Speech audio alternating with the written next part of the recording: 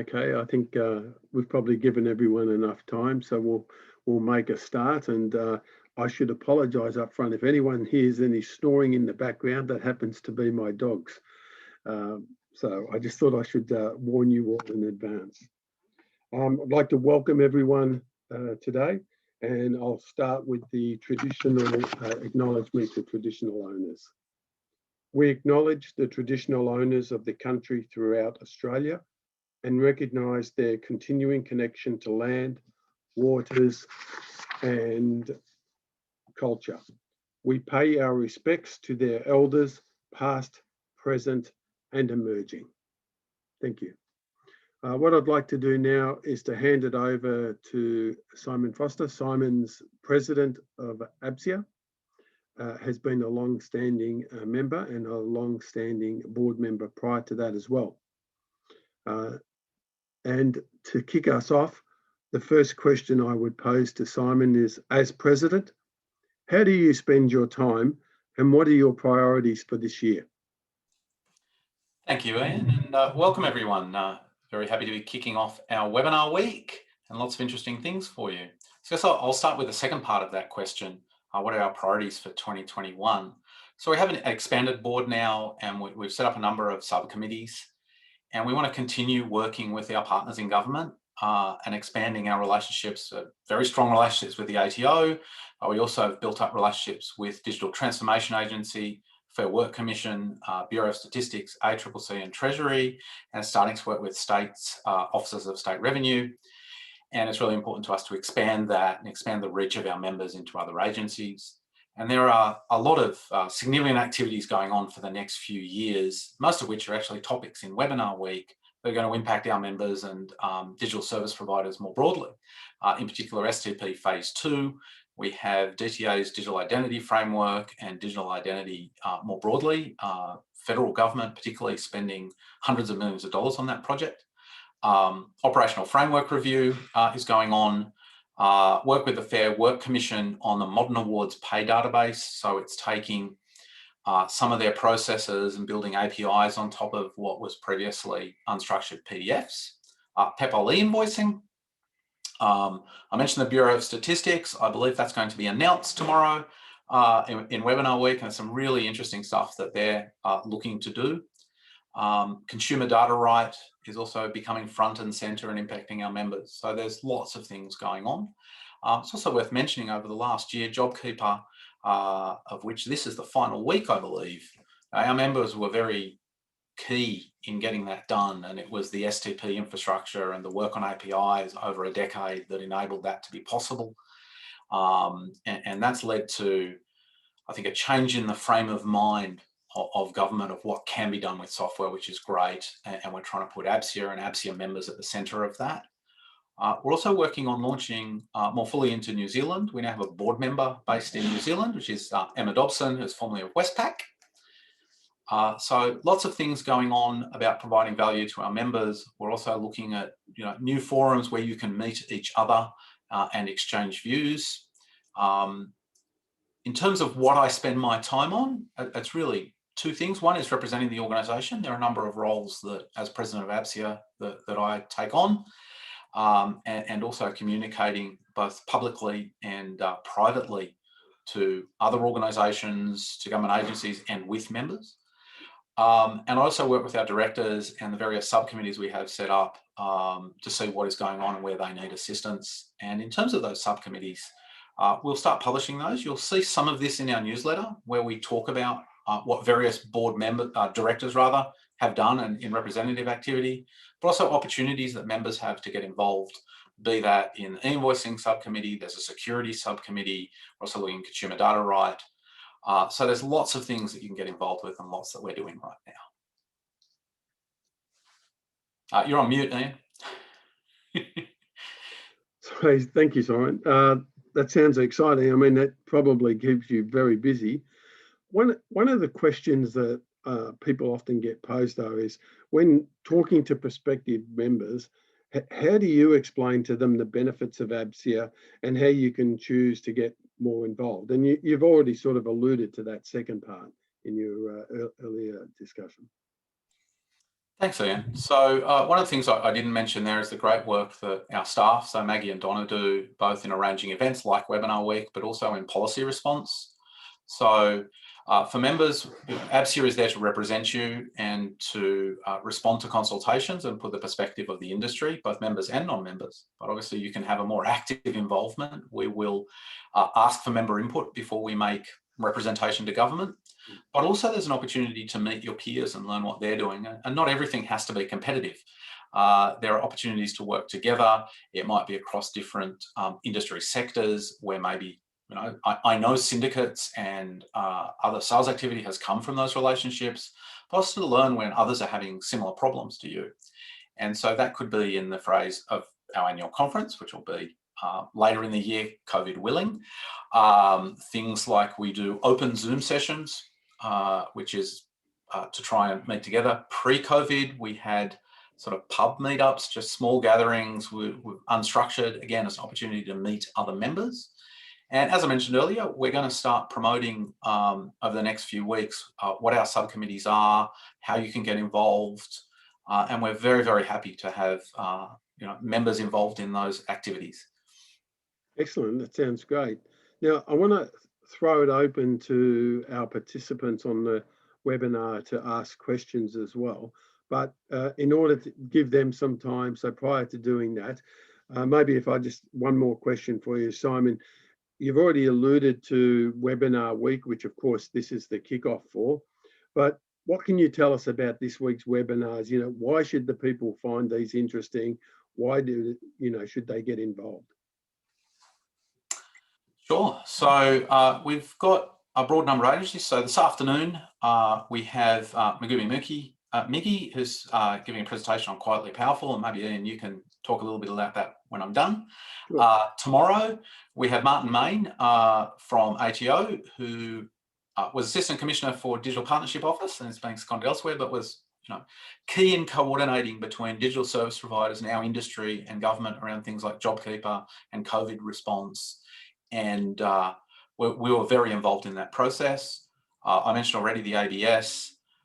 We have haven't talked about modernising business registers, which is an enormous project going on right now to combine the Australian Business Register, ASIC databases. I think there's 11 other registries into a much more modern, simpler system. And Michelle Crosby, who is the Deputy Registrar, will be presenting that on Wednesday.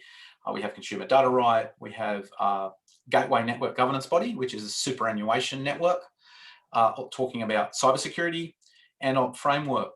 And I've missed Fair Work Commission. So there's lots of different things there. We've tried to keep the webinars tight for you, so they're not going to take up a lot of your day and you'll get packed full of information. Excellent. Well, I would encourage people on the call to send in their questions via the Q&A function. Whilst they do, I'll just add to Simon's comments. Megumi Miki, which is later this afternoon, Megumi's, you know, been a consultant. She's studied quite a lot, and it's not just about the issue of introversion or those sorts of things. It's generally about more how do people who sort of aren't necessarily gregarious can get their point across and make themselves heard. And she is a very distinguished. She's published. Her most recent book has won 2 awards, and you know, I personally have attended her sessions, and I know several ABSIA members who have attended their sessions, and they've all sung the praises. So I'd encourage everyone to, if you're not already attending that webinar, to do so.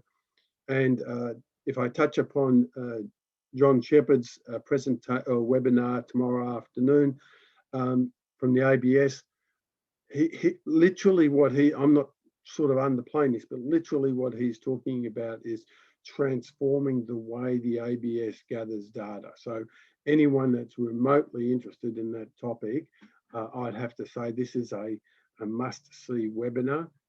And lastly, I just wanted to touch upon is securing your future, which is the presentation at the end of the week by Michelle, where she talks about the study, the major study that the GNGB, and for those that aren't familiar with that acronym, it's the governance network for gateways of the superannuation transaction network.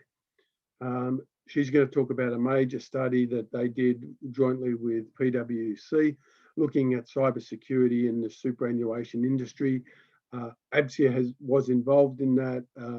ABSIA is a supporter and it was a founding sponsor for the GNGB when it was kicked off several years ago. So I would equally also encourage people to attend that. And I better just add, there is a really interesting speaker we've got on Thursday at 11 around the consumer data rights. Lisa is like, very, very well-credentialed speaker on this topic. She was involved in open banking. She's currently involved in open energy. She's written on the topic. She's the CEO of a company that's involved in it. So for anyone that is remotely interested with consumer data rights, and I don't think there is a ABSIA member that shouldn't be. This is a rare opportunity to talk to someone who is very intimately involved in CDR and can talk with a lot of authority on what's happened, what's happening, and informed speculation about what will happen. So maybe if I leave that there. Simon, we have one question, and obviously you've struck a receptive chord when you talked about member involvement, because the question was around what's the frequency of engagement amongst members and other activities. So great question. There are opportunities almost every week to get engaged.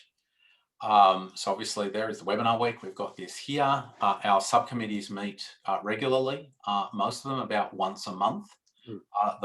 Some of them are open.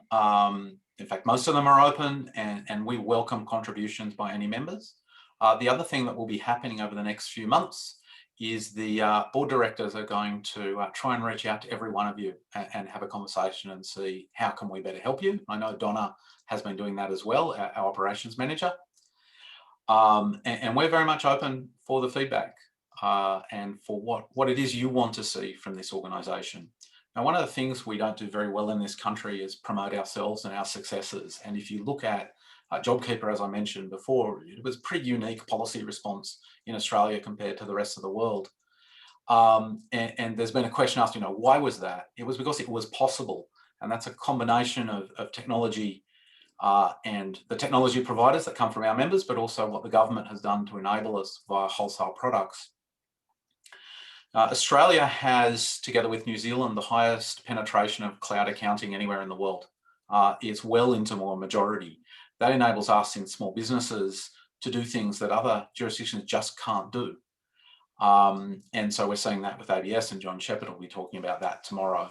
But yeah, we have our newsletters, we run webinars, you can get more directly involved in subcommittees, you can stand for the board. That happens every year around October on our AGMs, and we actively encourage that. And in fact, one of our board members, that's where it came from. He responded to a new member survey saying he'd like to get involved. We actively encouraged him to do so, and then ended up getting elected. Excellent, great. And as I just had a chat here to point out as well, and this is why we have staff members to remind us of stuff. Thank you, Donna. We also have an online forum. It's mostly active on STP, where you can post and discuss, and we have a Slack room as well, which you can be invited, and we'll make sure the next newsletter sends out a reminder about how you can access all of those things. Excellent.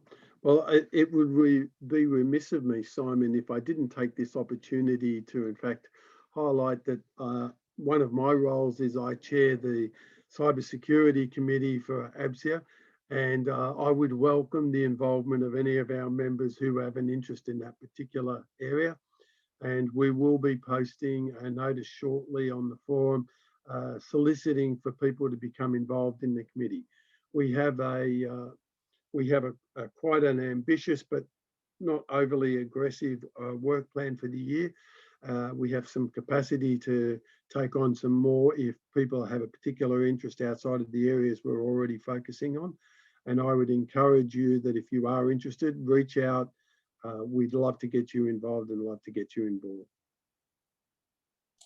Now, I noticed, Simon, that we've both gone slightly over time.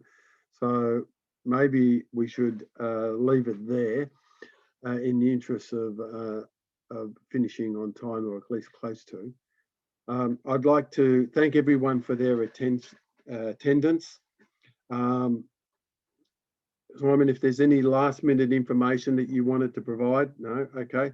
And I would remind everyone that this session has been recorded and will be made available on the ABSIA website over the coming weeks. And perhaps as a final closing comment, I would encourage everyone to really look at the webinars that we have coming up this week. There are some great topics, and I'd be very, very surprised if there wasn't something or some things that were of interest and directly relevant to your organisation. And these are some great speakers to be able to quiz and question and really probe and find out what it is you need to know. So perhaps on that mark, I'll leave it there and wish you all the best for the rest of your week. Thank you. Thanks, Ian.